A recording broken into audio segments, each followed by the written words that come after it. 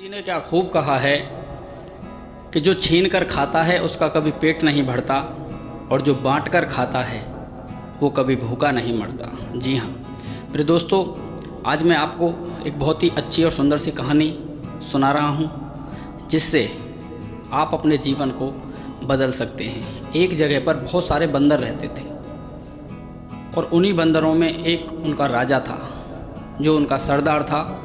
वो जो राजा था बंदर, वो बहुत ही बड़ा विशाल और बड़ा तंदुरुस्त और बड़ा बुद्धिमान था।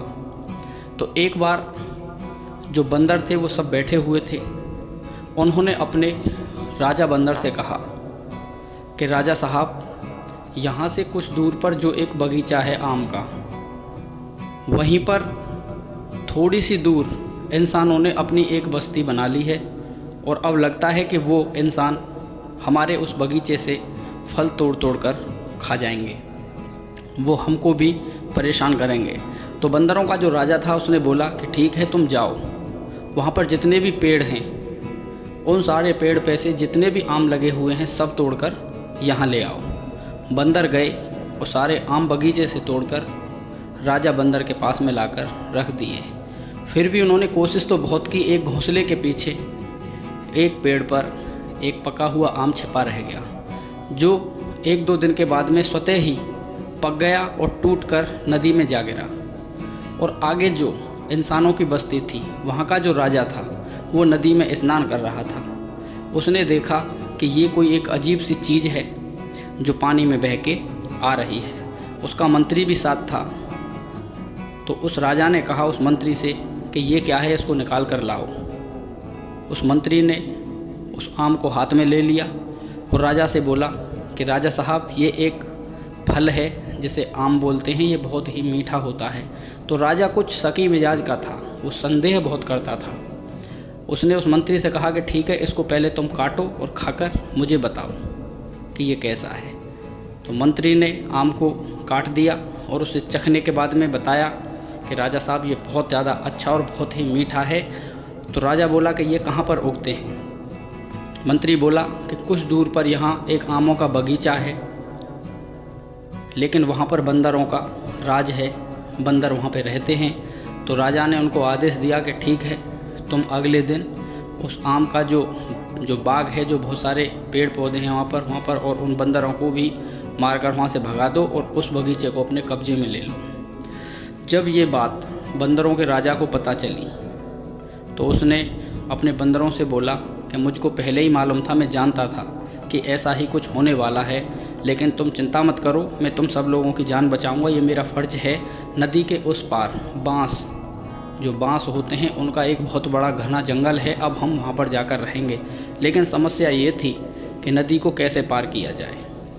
तो राजा ने बोला, जो बंदर राजा था, कि आप चिंता मत करो। और बंदर राजा नदी के बीचों बीच अपनी एक बाजू इस तरफ और एक बाजू इस तरफ फैलाकर खड़ा हो गया और वो बंदरों से बोला कि तुम सब लोग मेरे ऊपर से होकर उतर जाओ। तो धीरे धीरे करके बंदर राजा के ऊपर से नदी को पार करने लगे। एक बंदर ऐसा था जो उस बंदर राजा से बहुत चिढ़ता था, उसको अपना दुश्मन मानता था। उसने वहीं से एक नुकीली लकड़ी ली और जैसे ही उसका नंबर आया पार होने का, तो वो उस बंदर राजा के ऊपर खड़ा हो गया और उसने छाती में वो नुकीली लकड़ी घोंप दी। इससे वो जो बंदर राजा था वो घायल हो गया, उसके खून बहने लगा और धीरे धीरे खून इतना बहने लगा कि उसको थोड़ी कमज़ोरी महसूस होने लगी। लेकिन उसने कुछ नहीं कहा और वो बंदर उसको चोटिल करके दूसरी तरफ चला गया। धीरे धीरे करके सारे बंदर पार होके निकल गए। दोस्तों, इसी कहानी को जो ये घटना घट रही थी, इसको वो जो आदमियों का राजा था वो देख रहा था।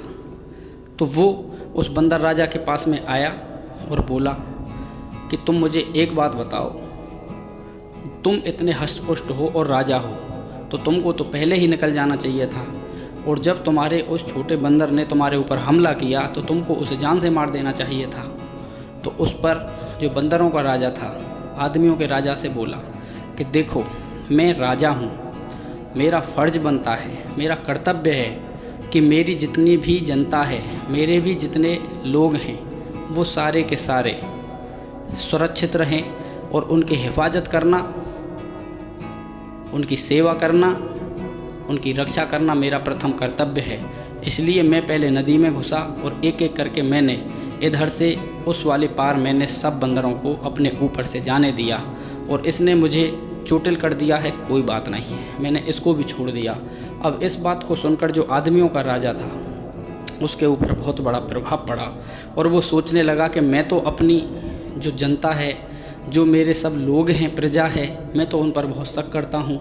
मैं तो हर इंसान पर ऐसा शक करता हूँ, ऐसी शक की दृष्टि रखता हूँ कि उस दिन मुझे नदी में जो वो फल मिला तो शक की वजह से कहीं मैं मर ना जाऊँ। मैंने तो अपने मंत्री से बोला कि पहले तुम काट कर खाओ।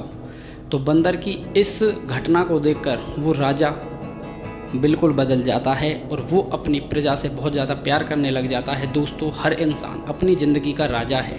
आप अपने घर में हो और बड़े हो तो आप वहाँ के राजा हो।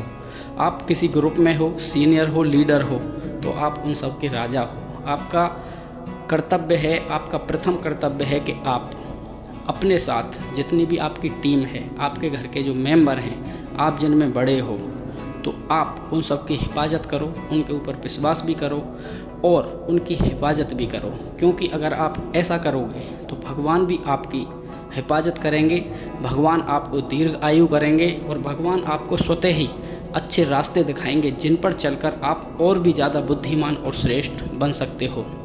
अगर कहानी से आज आपको थोड़ा भी मोटिवेशन मिला हो तो वीडियो को लाइक कर देना और चैनल को सब्सक्राइब कर देना। मिलते हैं आगे किसी और एजुकेशन टॉपिक के साथ में, तब तक के लिए धन्यवाद। जय हिंद, जय भारत, वंदे मातरम।